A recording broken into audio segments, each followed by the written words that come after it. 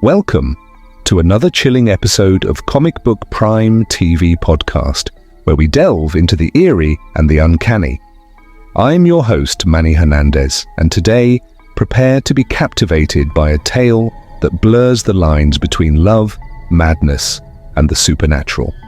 This episode, we're exploring the image of doom, a haunting narrative about a man's descent into darkness over his complicated relationship with his wife and an unwelcome feline companion.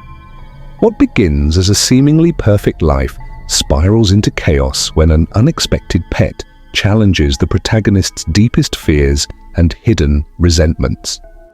Join us as we unravel the psychological horror of this story, how a simple house cat named Satan becomes a catalyst for tragedy and torment. We'll discuss the themes of guilt, obsession, and the haunting consequences of our actions. And trust me, you won't want to miss the shocking twists that lead to an unforgettable climax. The image of doom. I am still dazed as I ponder the strange series of events that have led me to this fearsome, accursed chamber. And yet, I should not mind, for soon my ceaseless torment. My dread anguish will depart, and I shall experience eternal rest and everlasting peace. I shall attempt to set down these occurrences that destroyed my happiness and blighted my life. Until a short time ago, my wife and I were delightfully happy and content. Surely there was no other couple on the face of the earth as blissful as we. It seemed all our waking thoughts were concerned with some minor acts by which we might please one another. She would cater to my every little whim, and I, in return, would seek some personal pleasure of mine that I could sacrifice for but a smile from her lips. Oddly enough, one matter which I'd never brought to light, and of which she was totally unaware, was my intense dislike for all animals, pets in particular. No doubt, this prejudice of mine could be traced back to some unpleasant experience I'd had as a child, but which I'd never tried to analyze. Upon arriving home one late summer day, I discovered, to my annoyance, that my wife had acquired a cat from somewhere and had decided to make a pet of the animal. I frowned upon the very thought, but made every attempt to conceal this fact from my wife, for, as I have already stated, she was completely unaware of my idiosyncrasy. At any length, I resolved not to show my displeasure, and realized my duty to be kind and indulge my wife.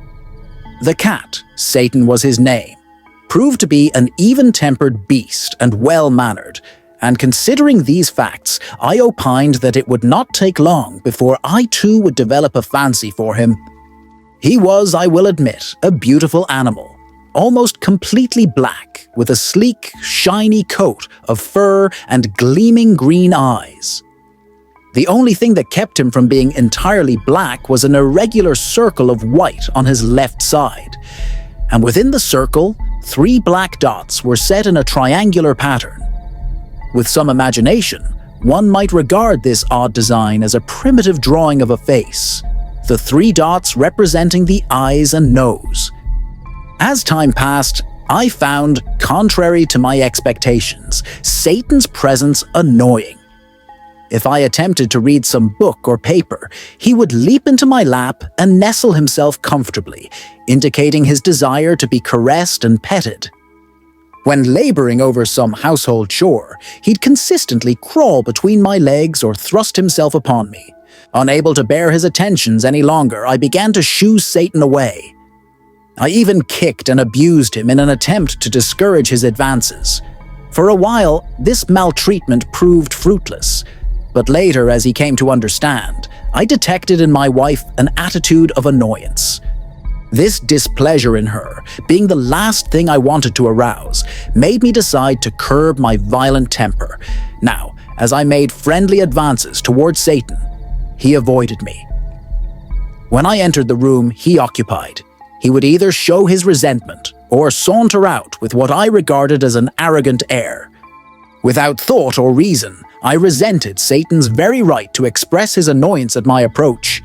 And yet, considerate of my dear wife's emotions, I hesitated to act on my resentment at first. Then came that dreadful night. The desire to take him up in my arms, to make friends with him, became overwhelming. Satan seemed to detect this, and very cleverly managed to disappear as I labored to seek him out. Our house was large, and for so small an animal, it was not difficult to discover several places in which to hide. Yet I was determined. I was certain that once I held him close and bestowed my affections upon him, he would most assuredly understand. But he was nowhere to be found. Almost to the point of exasperation, I resolved on a means by which to locate him. I started in the basement, covering every nook and cranny. No corner was overlooked, and at length, positive that he wasn't there, I ascended the stairway and bolted the door, ensuring his inability to escape me while I searched above. For almost an hour, I feverishly sought him out. Finally, completely worn out and weary, I deduced that he was not in the house and settled down in my favorite easy chair. I had plunged the room into semi-darkness, as this seemed restful. I must have dozed off, for upon regaining my senses, I was unable to recall how long I had been there. As I sat, trying to recollect my thoughts, I became aware of another presence in the room. Slowly, I focused my gaze from one place to another until, with a shudder, my eyes fell upon an eerie, horrible, penetrating sight. Across the room, from beneath an end table in a dark corner, I saw a hideous, miniature, grinning skull staring up at me. So shocked was I for the moment that I remained petrified. But as I stared, another object took form around this revolting sight. I blinked. Sure enough, lying there in the darkness was Satan, and the skull, that terrifying image of doom, was nothing more than the indefinite splotch of white on Satan's left side, to which I have alluded earlier. The irregular circle of white fur had taken on a more definite outline, and the 3 small black spots represented the hollow eyes and nose of the skull. The irregular circle of white fur had taken on a more definite outline, and the 3 small black spots represented the hollow eyes and nose of the skull. It took but a moment to recompose myself and recall the efforts in which I had indulged earlier. In a sudden movement, I was on my feet and had closed the door, securing the beast within the 4 walls of that room. Then I turned in Satan's direction. Immediately he was on his feet, his back hunched up in apparent fright. He hissed loudly as I approached, and as I reached out a hand to pet him, he darted away, evading my grasp. Once more, I reached out and suddenly withdrew my hand with a jolt of pain. The terrified beast had sunk his claws deep into my flesh. My entire frame throbbed violently for a moment. With a devilish fury, I grasped the monster by the neck and lifted him from the floor. Turning, I bounded through the door and down the basement steps. Apparently aware of its impending fate, the beast struggled furiously to break my grip. I darted across the basement room, hurled open the furnace door, and thrust Satan within the metal confines, where hungry flames licked ravenously. The piercing shrieks, which lasted for but a moment, chilled me to the very marrow. On the day following the deed, which I managed to keep secret from my wife, several neighbors informed me of a strange phenomenon emanating from the chimney of my house. I stepped out to view it, and it seemed, upon first sight, that my pounding heart would burst. There, formed in the smoke issuing forth from the chimney, was the shape of a skull. Try as I might, I could not dismiss the sight from my mind. Shortly after that, I detected in my wife more than a suspicion of the role I had played in disposing of Satan. Tormented beyond endurance over the guilt I held buried in my breast, I sought some means to atone. This manifested itself in my personally procuring another cat, so similar in appearance to Satan that one would hardly have been able to tell them apart. This new pet, whom I also named Satan, surprisingly enough bore the exact same markings on its left side as the first cat, an indefinite splotch of white fur with 3 black spots set in a triangle. Were I superstitious enough to believe in reincarnation, I should not have doubted it to be the same cat. The design was slowly transforming itself into the image of doom. Consistently, I attempted to avoid the animal, but the more I repulsed him, the more he would bestow his loathsome caresses upon me. At night, I would suddenly awaken with a start to find the beast seated on my chest, its red tongue licking at my face.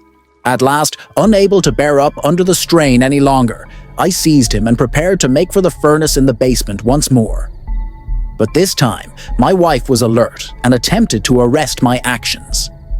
In a rage, I struck her, and in falling, her head must have struck a molding, for I detected not the slightest movement in her. Upon investigation, I discovered she was dead. What demoniacal thoughts possessed me, I do not know. But upon regaining my senses later, I realized that I had thrown both my wife and the cat into the roaring inferno. It was but a few days later that some policemen visited the premises. Without my knowledge, several of the neighbors had contacted them, informing them of my wife's disappearance.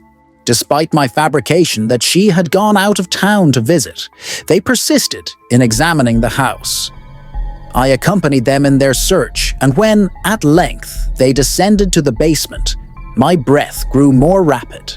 As one of the officers picked up the coal shovel, it fell against the furnace with a loud clang, and then, suddenly, there arose the most fearful wail. A hollow moaning, enough to turn one's blood to ice. They turned. One of them flung open the furnace door, and out bounded Satan, very much alive. The pile of charred bones mixed with the ashes was soon analyzed. But now my brain is pounding mercilessly, and I can recount no more. There are footsteps coming down the corridor, coming for me. My torment will soon be ended. The end.